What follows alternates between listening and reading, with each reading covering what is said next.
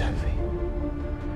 All we need is our true love's kiss, evil's kiss, to unlock our love. Have you ever wondered if a beloved book series could be better adapted as a movie or a television series? The School for Good and Evil, a popular fantasy movie, faced this very dilemma. Adapting a book of over 540 pages into a 2.5-hour movie was an ambitious endeavor, and the end product made it clear that the movie format might not have been the best approach for the story. While the film tried to stay true to the plot, its pacing issues, reduced character development, and changes to the original narrative left much to be desired. Had Netflix chosen to adapt the series as a television show rather than a standalone film, many of these problems could have been avoided. At the heart of The School for Good and Evil is the friendship between Sophie and Agatha. Sophie, obsessed with fairy tales and dreams of becoming a princess, wishes to attend the School for Good and Evil, a legendary institution that trains students to become the next generation of fairy tale heroes and villains. To her surprise, she is placed in the School for Evil, while her best friend Agatha, who is more cynical and disinterested in fairy tales, is sent to the School for Good. As the two girls try to make sense of their situation and navigate their new roles, they uncover the dark secrets of the school and challenge the rigid dichotomy between good and evil. While the movie stays true to the overarching plot of the book, it focuses heavily on world building and the dynamic between Sophie and Agatha, sidelining several important characters and subplots from the books. For instance, members of the Coven who play a significant role in the books are barely developed in the film.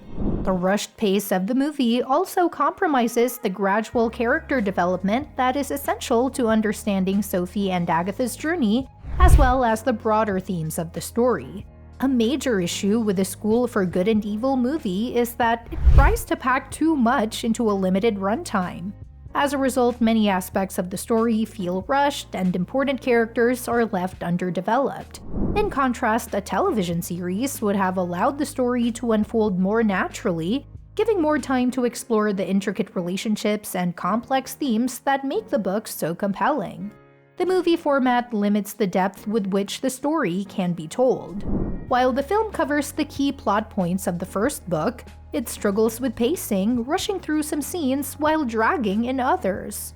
The world of the School for Good and Evil is vast and filled with intricate lore, but the movie doesn't have enough time to delve into these details. A television series with multiple episodes and potentially several seasons would have provided the necessary breathing room for the story to be told in a more nuanced and faithful manner. For example, a TV series could have spent more time developing the supporting characters, such as the members of the Coven, Tedros, played by Jamie Flatters, and the other students at the school. In the book, these characters play important roles in Sophie and Agatha's journey, but in the movie, they are often reduced to mere background figures. A television series would have allowed these characters to have more screen time and development, making the story richer and more engaging for viewers. Moreover, the complex relationship between Sophie and Agatha, which is central to the plot, could have been explored in greater depth in a series. In the movie, their friendship is depicted in a somewhat superficial manner, with their conflicts and reconciliations happening too quickly. In a television series, their dynamic could have been given more time to evolve, allowing the audience to better understand their motivations and the emotional stakes of their journey. Another reason Netflix might have opted for a movie instead of a television series is its ongoing struggle to create successful film franchises.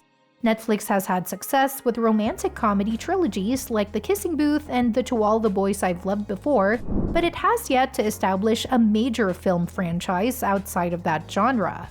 The streaming service faces stiff competition from platforms like Disney+, which dominates the franchise space with the Marvel Cinematic Universe or MCU and Star Wars, as well as HBO Max and Amazon Prime, which have access to major film series like Harry Potter and James Bond.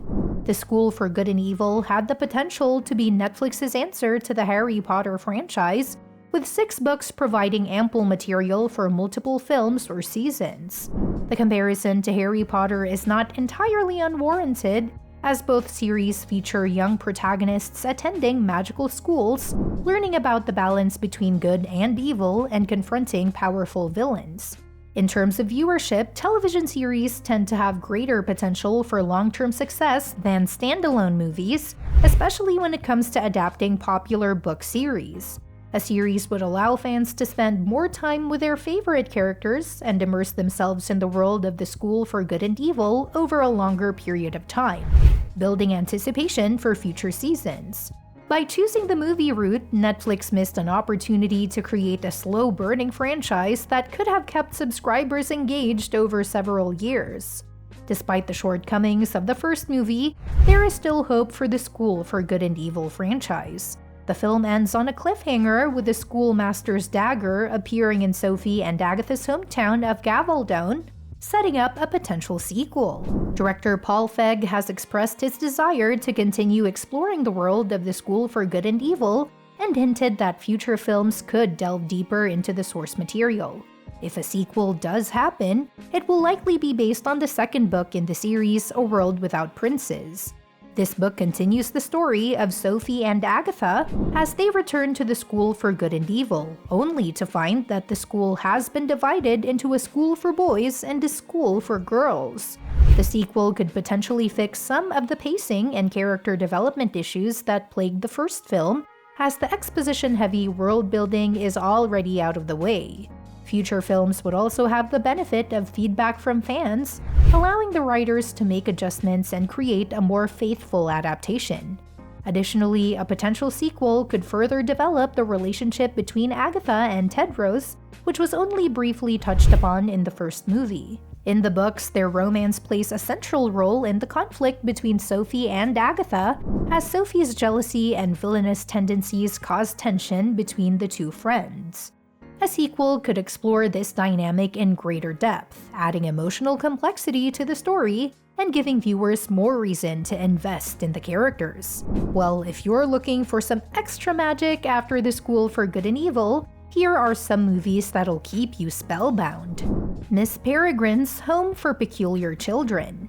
Tim Burton brought Ransom Riggs's YA series to the big screen in 2016 following Jacob, Asa Butterfield, as he uncovers the truth about his grandfather's stories of kids with extraordinary abilities. Jacob ends up at Miss Peregrine's orphanage, a time-looped haven for these peculiar children, all while protecting them from dangerous monsters. With a blend of quirky visuals, CGI creatures, and a world where fantasy meets reality, it shares a lot of the same DNA as the School for Good and Evil. Well, that's it for today. With a sequel on the horizon, there's hope for a deeper exploration of Sophie and Agatha's friendship and the enchanting world they inhabit. If you could choose any book series to be adapted into a television show, which one would it be, and what aspects would you want to see explored in depth? Let us know in the comments.